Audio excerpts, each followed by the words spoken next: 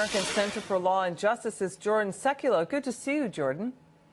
Good to see you, Liz. Can you help us break this down? How could these charges rise to the level of criminality? What's a probative implication here? Well, we've talked a lot about the Clinton Foundation and Hillary Clinton's time at the State Department and quid pro quo, something for something. And if you're a government official or you're married to a government official and you're in that kind of situation, it goes from quid pro quo to bribery, which is a crime then under the racketeering statutes.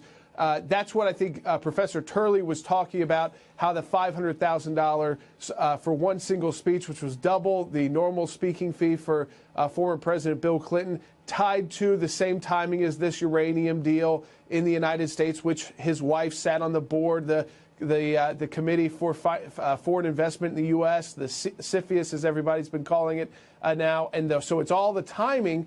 It's why the investigation matters. It's why this confidential informant being able to speak to these committee chairs is very important, because that's the beginning of a real investigation, which could lead, won't necessarily lead, but could lead to criminal charges. That's on the uranium matter. Now, on the matter involving the dossier, the lawyer for the Clinton campaign who failed to acknowledge that he paid for this first, and then by doing that also failed to report it in the FEC. He listed it as just like normal fees and didn't say what it was. Well, under U.S. election law, your campaign funds, when you use them for campaign activities that are specific, like research on an opponent, you have to at least list that down. And if you don't, if you fail to do that, it is actually a federal crime. It is not just a civil matter. It's a federal crime. We're going to be staying on this story. Jordan, now we want to ask you about the Trump administration agreeing to pay between $1 million and $10 million to settle lawsuits against the Internal Revenue Service, the IRS, for targeting Tea Party nonprofit groups during the Obama administration,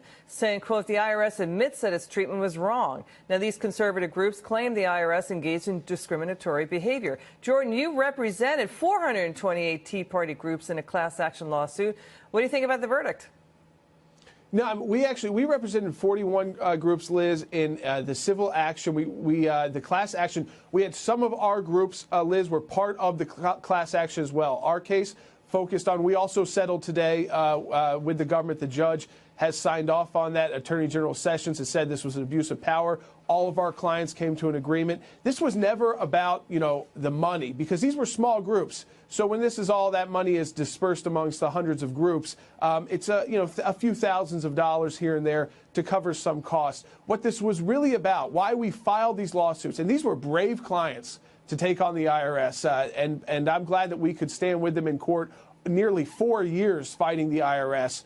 So that this never happens again to anyone else, Liz. That was their goal, to make sure the IRS never engages in this kind of political viewpoint targeting ever again. Jordan Sekulow, we love having you on. Come back soon. So they decide to trash, belittle, and shame the president and his family, including the First Lady, making fun of their accent, their intellectual capability, their hair, you name it.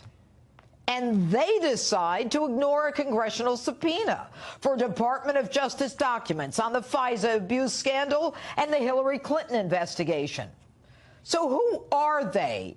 And who do we blame for the repeated trashing of the First Lady?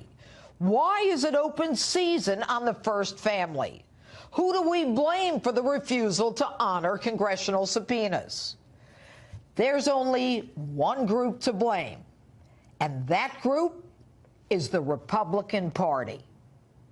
How did we get so lost? How is it that these people are so comfortable, so at ease, hanging in effigy the bloody head of our president, laughing about killing him in an elevator, laughing about blowing up the White House, threatening to beat up the president? They criticize the intellect of our president, a Wharton graduate who got a 30 out of 30 on an acuity test when they, Robert De Niro, Chelsea Handler, Madonna, Sean Penn, Johnny Depp, never got past the 12th grade. They do it with such ease and no shame. Why? They do it because they can. Because they've learned that there are no consequences, that nothing happens to them when they do. Barack Obama, on the other hand, Hillary Clinton and Nancy Pelosi promote resistance and obstruction. Police are told to stand down and not arrest. Hollywood jumps in trying to brainwash everyone that the president, Republicans, and anyone who believes in law and order is the enemy, while ideological federal judges follow the narrative. As President Trump seeks to protect us on our border because Border Patrol agents are swamped, they chant in unison that he's a racist, a fascist. They dither as to whether or not they want their border protected. And in the case of Oregon's Governor Kate Brown, she refused border protection and refused to assist other states 3 days after she accepted a large donation from George Soros. Hey, Kate, a geography primer, you weren't even in the picture. Take a look at this map. Your state isn't on the southern border where the operation is being conducted. The Democrats are comfortable doing what they do because they've learned to wield power, like the FBI and the Department of Justice when they decided that one of their own would not be prosecuted, like when they prioritize illegal criminals over American citizens, proudly declaring themselves to be sanctuary. They have learned what to do when they're in power, covering for their own, like allowing a corrupt charitable foundation, which in reality is a pay-for-play international racketeering syndicate. They've instituted a deep state shadow government to continue their agenda even when they're gone from power. And unlike Republicans, they've learned to circle their wagons. They're in lockstep with each other on the Russia collusion narrative when we all know the only collusion was the cash flow of hundreds of millions that went into Bill and Hillary's corrupt foundation for our uranium. And even though Democrats lost the House, the Senate, and the Oval, they're still running the country with the help of establishment Republicans. And as a result, the Trumps are fair game. The president colluded with the Russians and must be impeached. Melania's an idiot. Ivanka's successful clothing line must be removed from the shelves. And Eric, whose charity gave more than 98% to help childhood cancer victims, his charity must be shut down. Donnie takes an innocent meeting, and they say he's committed treason. Their hate is vicious, and it's real.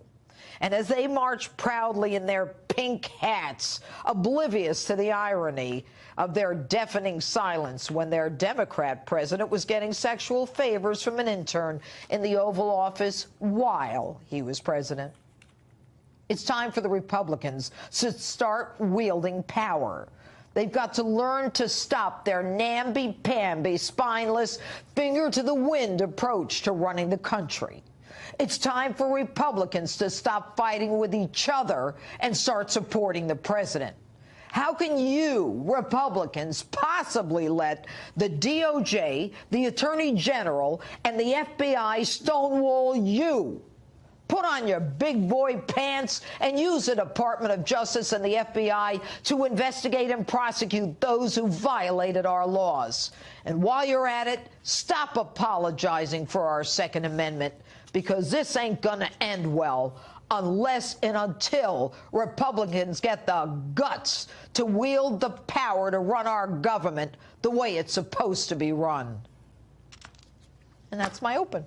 Tell me what you think on my Facebook, Twitter, and Instagram page.